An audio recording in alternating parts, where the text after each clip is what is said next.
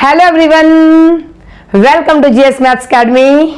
आपको पता है हमने क्लास 9th का चैप्टर 2 स्टार्ट कर रखा है। पिछली वीडियो में हमने 2.1 करी थी और उसका इंट्रोडक्शन भी दिया था। अगर आपको इस चैप्टर से रिलेटेड कोई भी इंट्रोडक्शन में प्रॉब्लम है तो आप पहले वो वीडियो देख लें, फिर ये 2.2 देखना। और इस वीडियो में कोई भी क्वेरी आए, कहीं भी आए, तो आप कमेंट सेक्शन जरूर करना। और अब क्वेश्चन देखो, find the value of linear polynomial. Linear क्यों है? क्योंकि डिग्री 1 है, तो ये लीनियर पॉलिनोमियल है। अब हमें इसकी वैल्यू निकालनी है। कैसे? जैसे 5x - 3, जब x को 0 रखो, x को 0 रखा तो क्या आ गया? 5 × 0 - 3।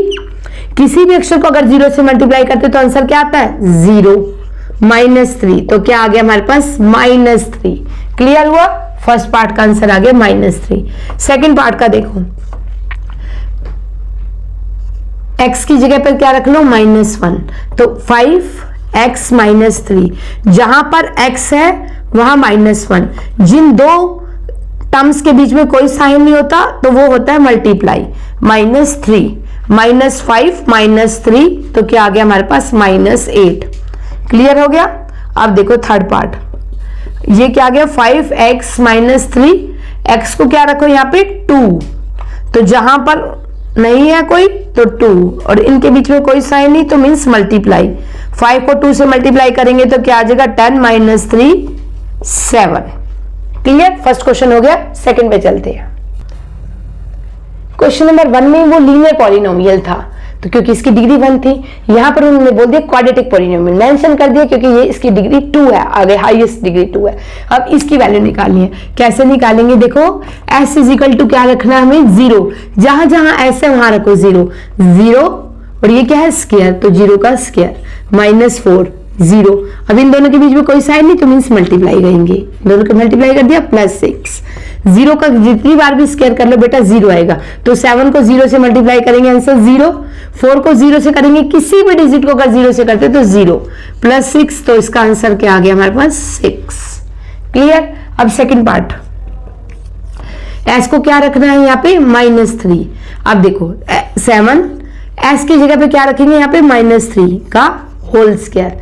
-4, s की जगह क्या रखा? -3 +6। -3 को होल स्क्वायर करेंगे तो मतलब -3 को 2 टाइम्स मल्टीप्लाई करेंगे।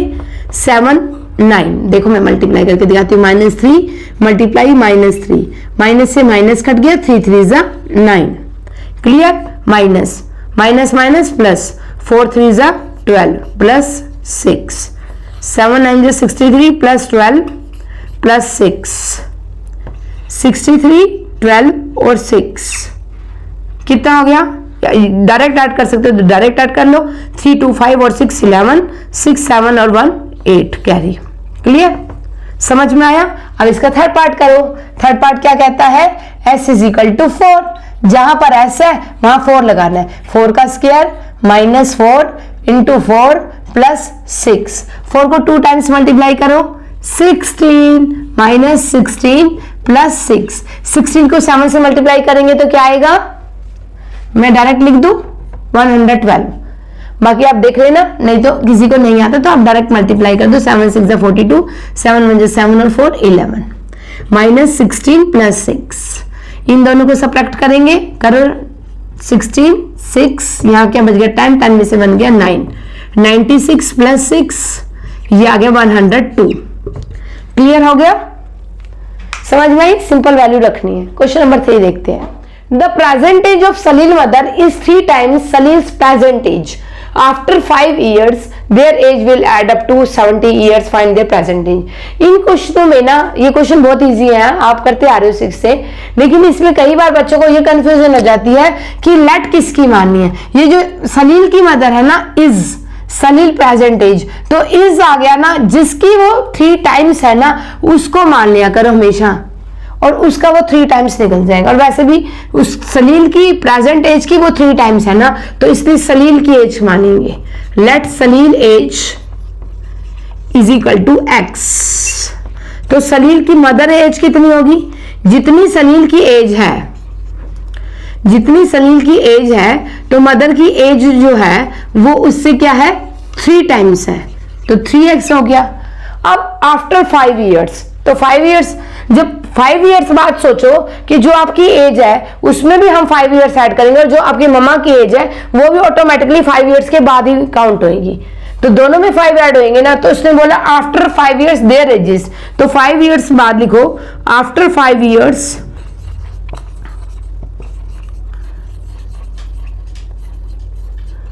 सलील एज कितना आ गया हमारे पास x + 5, और आफ्टर 5 इयर्स सलील मदर एज। मदर एज कितनी होगी आप बताओ, मदर एज है कितनी एक्चुअल में 3x, और 3x में 5 ऐड कर देंगे, दोनों की 5 इयर्स बाद होगी। आगे क्वेश्चन बढ़ो, देयर एजेस बन गई, ages will add up to, मतलब इन दोनों को ऐड करना है कब तक 70 इयर्स तक। तो x + 5 + 3x + 5 = 70, तो 3x + x कितना हो गया 4x, 5 + 5 कितना हो गया 10 = 70, तो 4x = 70 - 10 कितना हो गया 60। जो चीज मल्टीप्लाई में वो डिवाइड में चलेगी, 60/4 कितना आ गया हमारे पास 15 इयर्स। मतलब सलील की एज कितनी निकल गई यहाँ पे 15 इयर्स निकल गई। यहाँ पे इयर्स भी लिख सकते हैं, इयर्स में निकल गई ना, तो सलील की एज कितनी निकल गई, समझ में आया बच्चे 15 इयर्स। तो सलील्स मदर एज कितनी हो गई बताओ जल्दी, उनकी एज कितनी थी 3x, 3x थी ना, तो 3 मल्टीप्लाई x कितना आ गया 15, तो मदर की एज कितनी निकल गई 45 इयर्स। समझ में आ गया। फोर्थ क्वेश्चन देखते हैं। क्वेश्चन नंबर 4 देखो, the difference between two positive integer. आपको एक पता चला कि ये जो इंटीजर आएगा वो पॉजिटिव आएगा, तो मतलब हमें आंसर पता चल गया कि हमारा आंसर नेगेटिव नहीं आएगा।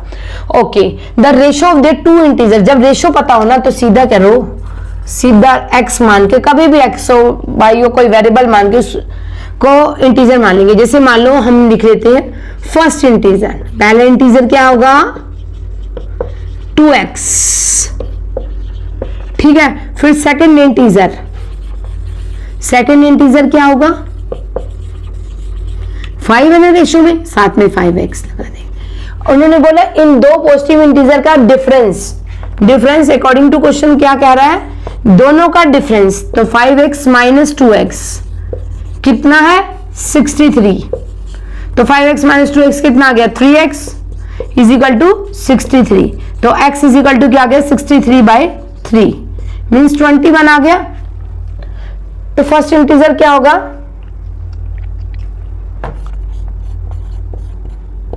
बताओ जल्दी, क्या माना था बेटा, क्या लेट किया था 2x means 2 × 21 it means 42। Second integer क्या माना था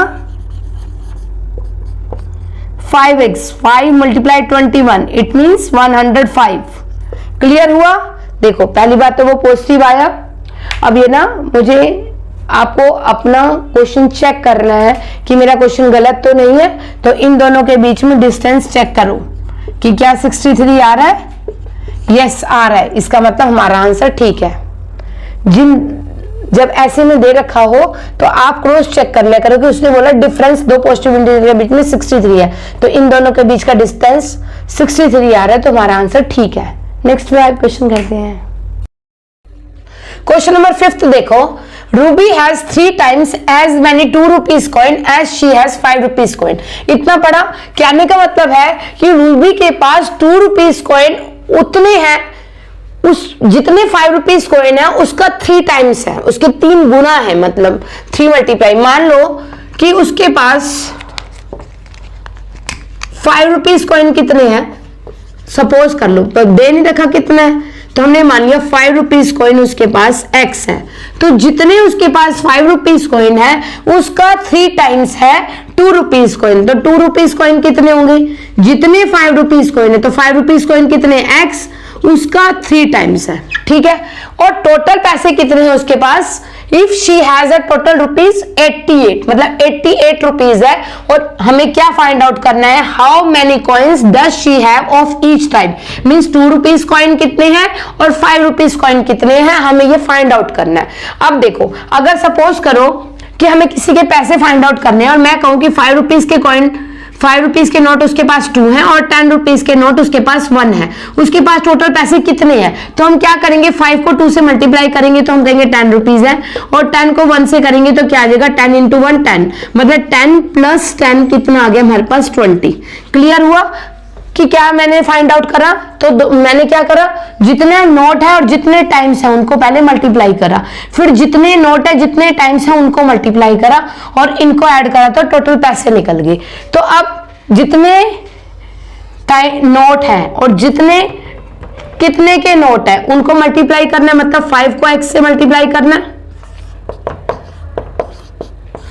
2 रुपीज कॉइन है और कितने टाइम्स है, 3x टाइम्स है, तो 2 को 3x से मल्टीप्लाई करना है तो टोटल पैसे निकल गए। तो टोटल रुपीज है कितने उसके पास, 88 रुपीज है। तो ये क्या आ जाएगा, 5x plus 6x is equal to 88।